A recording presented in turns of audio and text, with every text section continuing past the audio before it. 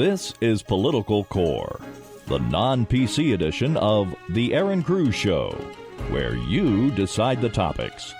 The only place where you get the news you want from the people you trust. We are your balanced and accurate information resource.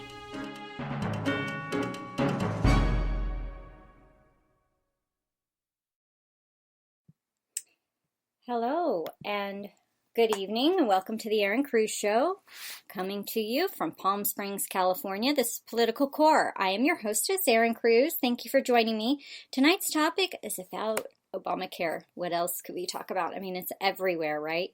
If you haven't opened your browser or your email or what have you, and you haven't been on the internet and you haven't turned on the TV and you haven't looked at a newspaper, then you probably don't know what's going on. But if you've done any one of those things, you've, I'm sure, heard much about and much to do about nothing, about everything that you didn't need to know about what's going on with Obamacare. And so that's why we're going to talk about it. I want to also mention that there are some other areas of interest that we're going to talk about tonight, and it's in regards to some upcoming initiatives that are heading into Congress and that need to be addressed. We can go into that. One of them is, and it was dealt with a little bit today, was some of the Border Patrol, or should I say Border Fence funding that was being put through $1.6 billion, I think it was, for the border in Texas and part of San Diego. So we'll talk about that a little bit as well. So thank you for joining me tonight. You can always join me on Thursday nights as well, 7 p.m. for the Queen of Politics. And then you can also find me on YouTube on Friday nights. I do a live show sometimes. If I'm not able to go live, I post a show. I have a show that won't upload from last week that I've been attempting to upload for near half a week now. So I'm not sure why they're not uploading, and I'm working on that. But I don't know if it's the content or what, but we're working on it. But you can join us every Friday night, 8 p.m. on our YouTube channel, or my YouTube channel, The Erin Cruz Show.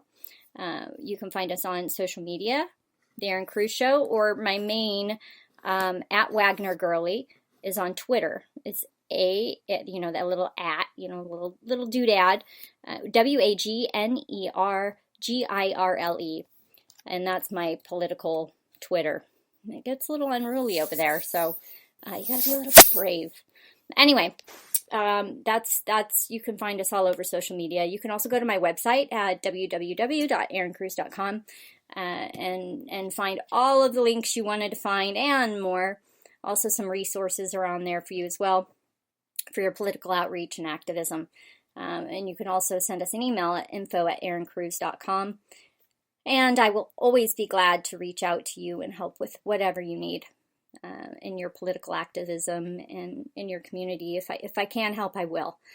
All right, so let's go ahead and get to this. So Obamacare, you saw all over the media, or if you didn't, like I just mentioned, you saw all over the media that Obamacare, people were up in arms. They had squatters, yellers, shouters, big to-do about it, about not wanting this vote to go through and trying to stop the Senate from actually meeting to carry out their duties as Congress members, be for it or against it.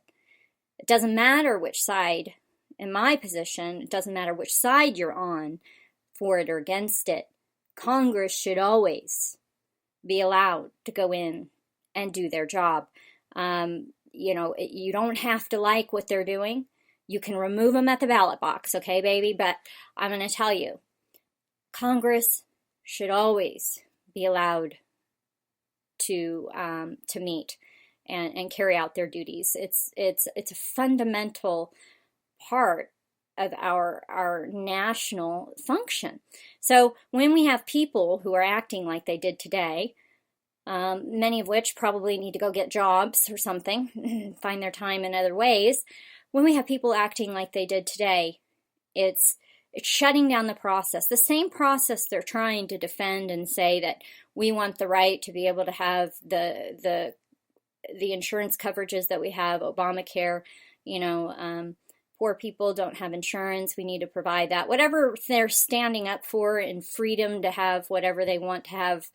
I mean, it almost goes against, okay? It almost goes against everything that they're standing for, what they're doing, obstructing Congress from doing their jobs. Right? I mean, these people, they sit out there trying to stop somebody else from being free to do what they want. Now, what if these same people, you recall, boop, boop, boop, go back, rewind.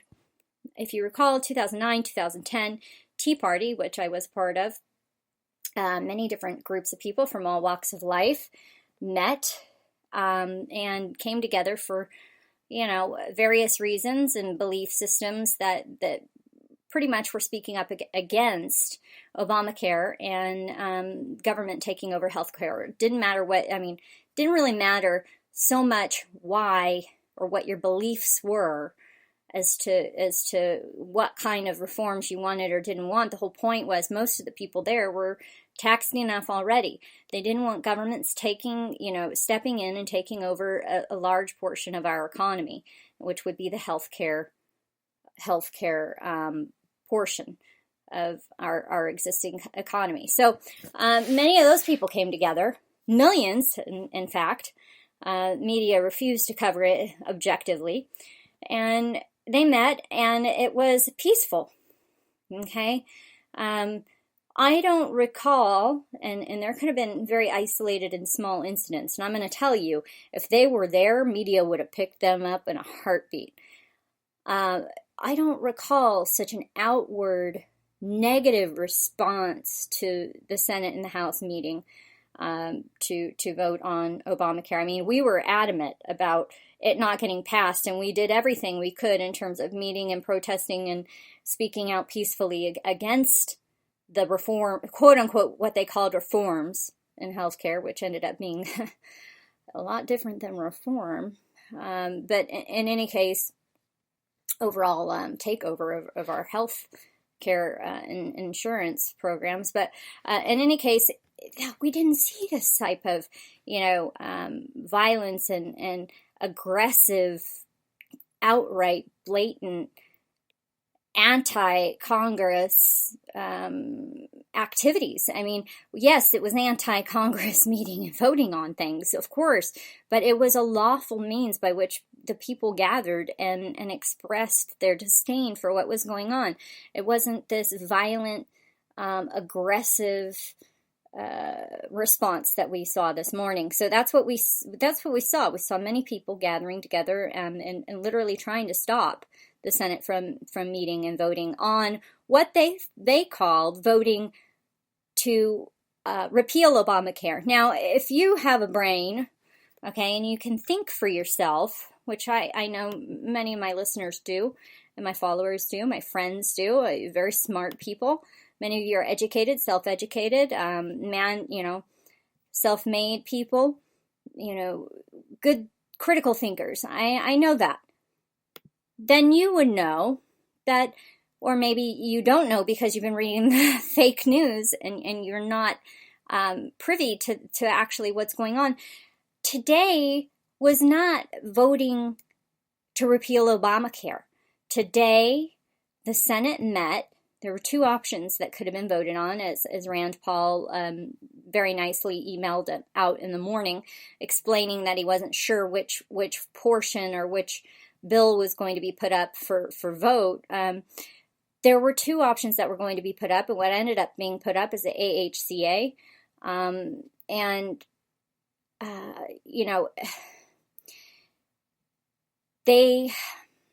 It's AHCA, and it's HR 1628, all right? And what was put up was the ability for Congress, the ability for the Senate specifically, to start debate on the current bill, to move things forward in a position where they could debate the bill, so they could move forward and take other actions in that regard. So it's basically what they call it is a motion to proceed, okay, with the House passed American Health Care Act, okay? And so what the news has kind of pushed is that today was the vote to repeal Obamacare. And no. Today was the motion to proceed, to move towards that position. In other words, they're going to now debate the bill, okay? And in that, I think it's important, okay? It's important to mention, and this comes from the Heritage Foundation. It's important to mention, okay, the Senate is now going to debate the bill, but the House, okay, the House Republicans will vote on 22 suspension bills, okay? They're moving forward. These are the other provisions, or not the other provisions. These are the other bills that I was going to talk to you about that I really felt needed to be mentioned. There's still a lot of activity going on in Congress right now. I mean, it's not just about Obamacare. I mean, Obamacare is a huge thing. But we're just right now, we've gotten the okay to do that debate, okay? Get it on the floor, let the Senate hash it out. Let them give you their crybaby stories, and I want to kind of tell you, you're going to see a lot of crybaby stories. And you're going to have to sift through the news to actually get what's going on. But the important thing is that we stay focused, that we have a lot of work to do this year. A lot of work to do before midterms, right? So when we focus on things, we have to see the big picture. The House today, I believe it was today, Republicans were going to go ahead or should I say this week? I think it is. Republicans are going to vote on 24 suspension bills. This is per the Heritage Foundation. A resolution of disapproval on the Consumer Financial Protection Bureau's recent arbitration rule, and a security minibus that includes that $1.6 billion in funding for the southern border wall. So that's the one we've talked about several times on the show, and I talk about a lot on social media when I pass around information, because we have to get some funding down there. And I know I talked about this about 2 months ago, that particular portion, that $1.6 billion. Originally, it was just really for security. And I think they've gone in and they've done a little bit of massaging. They got a little bit of a masseuse in there. And they are actually going to work on the wall in San Diego and down in Texas. Texas is our weakest link right now in terms of border security, okay? So we have to get more. I mean, it's going to cost a lot more than $1.6 billion. But this is a big deal, a big project. Money needs to be put down there. I think the more people see on the other side of the border and in other nations that we're working on strengthening our border and our border security and our infrastructure down there, the better off we'll be long term. It's a deterrent. And, this is one of the things people don't like to talk about in the media, is that if you don't see any police around anywhere, I mean, that's not necessarily a good thing. Sometimes it's good to have a police car here and there. It's a deterrent. There's a presence that needs to be made down on the southern border. And we have a lot of work to do down there. And $1.6 billion is Trump change. Now, it's chump change compared to what we really need, but I think that it's a great start, and we can do a lot with that. It'll be interesting to see. I haven't found the wording on that, and I've done some digging. It'd be interesting to see what exactly that money is going to go to, and what it actually turns out to be, in terms of seeing visible action down there, and what the outcome is from it, in terms of fixing the infrastructure in San Diego and building infrastructure in Texas. Seeing the numbers drop in immigration already from January it's really quite substantial. So, putting some money down there and building down there, hopefully we see it drop even more. We have seen a rise in violence against our border security agents. I talked about this about a month and a half ago. Though our numbers have dropped for immigration, illegal immigration at our southern border and even at our northern border, the violence against our border agents has risen exponentially. So they're getting the coyotes, the human traffickers, they're getting quite aggressive. They're getting desperate. And you know what, folks, I don't like to see that our people are hurt, but they need the funding down there. They need the manpower down there. There's also there's a lot of money going towards hiring new agents. Okay. So we need the manpower down there, and we need the presence down there. They need to know we mean business. And the more desperate they get, the more, I think, aggressive they will be. And hopefully with more of a presence down there and deterrence down there, that will go, that aggression and violence towards our officers may go down quite a bit. But, it'll be interesting to see over the next year and a half, 2 years, how that plays out. In any case, back to the Obamacare, and what needs to be done. We saw that they got the necessary votes. John McCain came in. He came out of intensive care, and he came in and they passed the vote to proceed.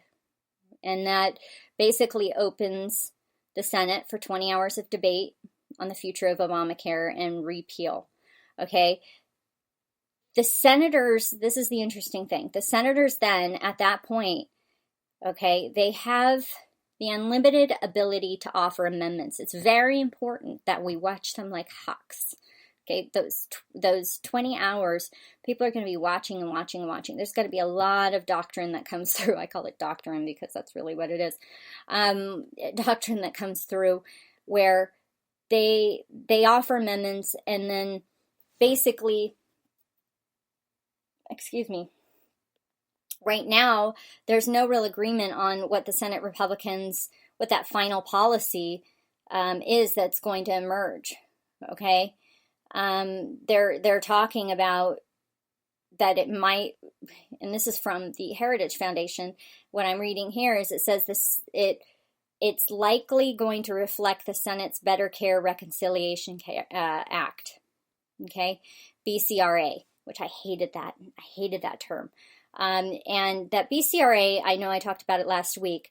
It's not full repeal, but basically it does take pretty much a couple of really good punches at the Obama insurance care regulations. Okay, so one of the things is it expands the allowable age rating variation for adults from a ratio of 3-to-1 to a ratio of 5-to-1, which enables insurers to set premiums to match the normal variations in average medical expenses by age. In other words, it reverses the Obamacare's age rating compression, which significantly increases premiums for young adults. Okay, so that also contributes to lower than expected enrollments by individuals in Obamacare compliant coverage. Now, it also allows for the states to apply for waivers from the mandates, including the plans that cover specific essential health benefits and provide minimum actual value, actuarial value. Now, repealing that value mandate broadens the ability of insurers to offer leaner plans, including catastrophic coverage plans. So I think that's a big portion of it. Now, what I don't see is that it's going to open up state lines. I don't see that it's going to create competition. I'm hoping, now I haven't read anything about it. Nobody's talking about it. I really want to know, and I should send off an email to Ted Cruz because I really want to know, and because it's not clear if they kept the Cruz amendment where basically, now this is a good one, it keeps a position open for insurance companies to offer plans that don't meet that Obamacare criteria, that basically you could go get a plan that meets your needs and is financially meets what you can afford as a family, and is a little bit less, I'd say, overburdening And I think that would open competition in the market because, not everybody needs birth control coverage. Not everybody needs XYZ coverage. You don't need mammograms if you're a man, do you? I mean, maybe in certain cases you might. But, I don't know.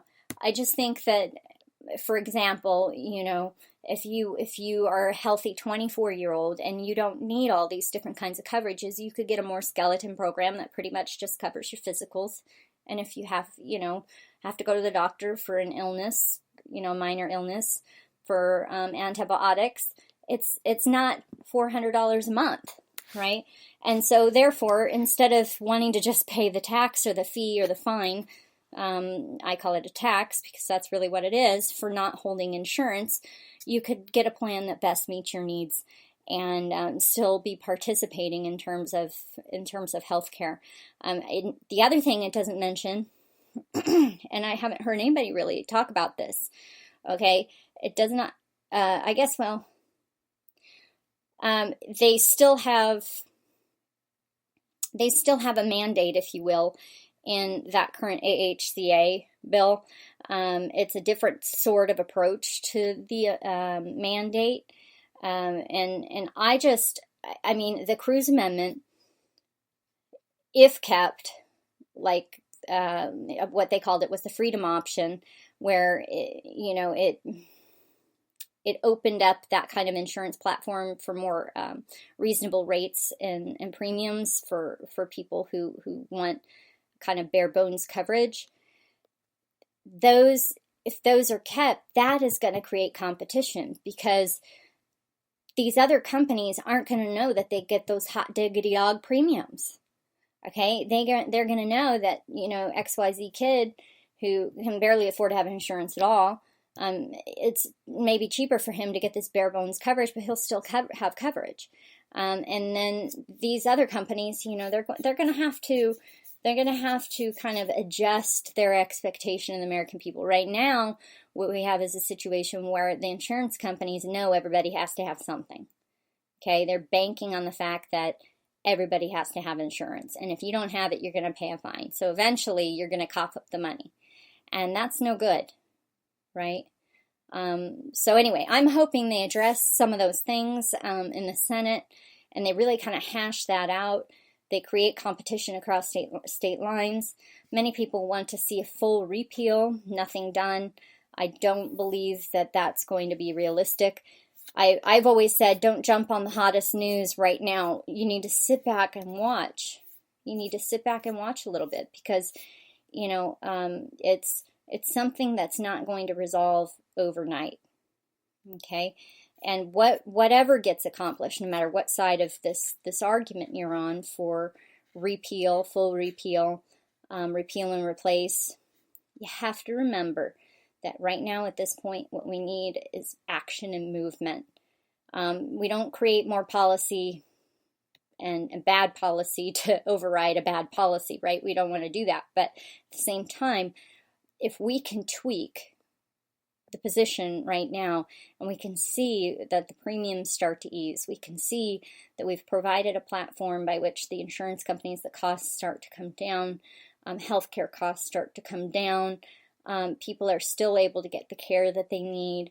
Don't believe media on all their hype and their whiny cry stories. I'm going to tell you, Obamacare has created nothing but nightmares and sadness for many people. Okay, so it's helped a lot of people, it's hurt a lot of people, just like the system before it, which was basic infrastructure and regulation from a much different angle. So tweaking it at this point, we can always go back in. This is really a start in the negotiation process. I really feel like Obamacare has metamorphosed over the standing of Obama's presidency, and I really feel like whatever they do in the Senate and then whatever gets voted in, it's a starting point. And we have to watch and we have to be active. We have to communicate with our senators and our congressmen, our House representatives, and let them know what we need as a people. That's our job, okay, is to communicate what's working and what's not. They don't know. They're busy working themselves. So it's up to us to let them know, this is not working for me, my family. this is not working for so-and-so's family. This, and then let them know what might work for you. And that's what our function is. So I would like to ask everyone to go ahead and be sure to get active, be paying attention, read the news light. If you read mainstream media, be careful what you believe. Don't believe everything. And think for yourself, right? Do a little research. In the link to this show, I will also put a link to Heritage Foundation and Heritage Action website where you can kind of follow, and this is something I read almost every day, and to follow kind of what's going on. They have people in DC that meet and watch, watchdogs, if you will, who watch Congress, and they come from a conservative perspective. I don't agree with everything, but at the same time, I do think it's a good resource and solid information that you can use as an activist, as a citizen, to make positive change in your political world, in your community. I mean, in terms of how laws affect your life. And they don't just talk about Obamacare. One of the things that they're also talking about is SNAP. I'm not sure if you've heard of it. You might have, but it's Supplemental Nutrition Assistance Program Reform Act. And so basically, this is a program that's like, for children, and to provide, it's like, I want to call it food stamps, kind of. They have a good piece in there on that new Reform Act, and then they also have another piece on Employee Rights Act. And basically, I'll provide you the link to their website on this show at the end in the comments section, and you can go ahead and take a look at what you need to know in regards to that legislation. I mean, some of the stuff that's coming up right now is really important. All of this costs us a lot of money. Okay, over a long-term period of time, and it's about, I think it's about Obamacare, kind of the tenets of Obamacare and wanting to help the needy. SNAP, okay, wanting to help the poor and those in need of supplemental income or food. And then the Employee Rights Act covering certain provisions in terms of employment. I think the want is to help people, but at the same time, you're taking money from other people to do so. Okay, these are not, SNAP is not an entitlement. It's a hand up, not a handout, right? It's kind of a medium. You need help right now, you're hurting, but there are limits to what help everybody else can provide. Okay, and the same for Employee Rights Acts. I can go into that whole one. I mean, I worked in HR for years, but in business, but you have to read it for yourself to go ahead and get involved. I think at a deeper level. Right now, I think we want to focus on Obamacare, and the focus that we have limited funds from my food table, from yours, to be paying for everybody else's healthcare, food, and employee benefits. Okay, people need to contribute to their own lives, as you and I have done for many years. Yes, and we don't mind helping, but people need to get on their own 2 feet. Yes, and support themselves, become empowered. So one of those ways is through education. So in these things, I think that they need to make sure, and they're offering, appropriate, what would you call it? Worker education, trades education, and different things for these people that need to get, more stable and skill-based jobs. And I know that one of the focuses of kind of the SNAP and some of these other things is to, well, not really kind of the SNAP, but in any case, a lot of the things in terms of entitlements are not really entitlements at all. They're non-entitlements that are offered as entitlements, and they shouldn't be. And so we need to have, people working towards certain goals in order to be eligible for these sorts of benefits. Okay, so in any case, I'm going to go ahead and wrap up. I hope you have a really wonderful week. I'm going to go ahead now and give you the information so you can go ahead and reach out to your congressperson. I give it every week, and I want to make sure that you have the appropriate contact information so you can communicate with your senators and your House of Representatives. All right, so Congress, the phone number to Congress is 202-224-3121, and you can always go to house.gov or senate.gov. You can also look up other resources on my website, which I mentioned earlier. It's erincruz.com, or you can send emails and inquiries to info@erincruz.com, which I've told you before. I put the references and data provided on the show in the comments. You can make sure to like us on social media at Political Core or at Wagner Girly. As always, I want to make sure that we grow together, that we find common solutions, we find common ground. I will always answer any questions I can. Do not hesitate to reach out, okay? All right? We are in this together, right? United we stand. So thank you again for joining me, Erin Cruz of the Erin Cruz Show and Political Core. Make sure to join me this next Thursday evening from 7 to 8 p.m. Pacific Standard Time for the Queen of Politics.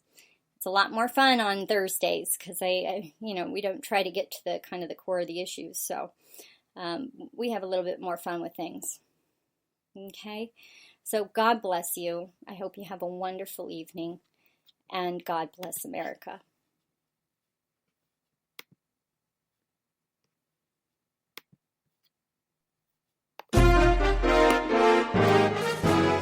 To hear more and to learn more on how you can make an impact or about Political Core and the Erin Cruz Show, visit us online at erincruz.com. That's ERINCRUZ.com.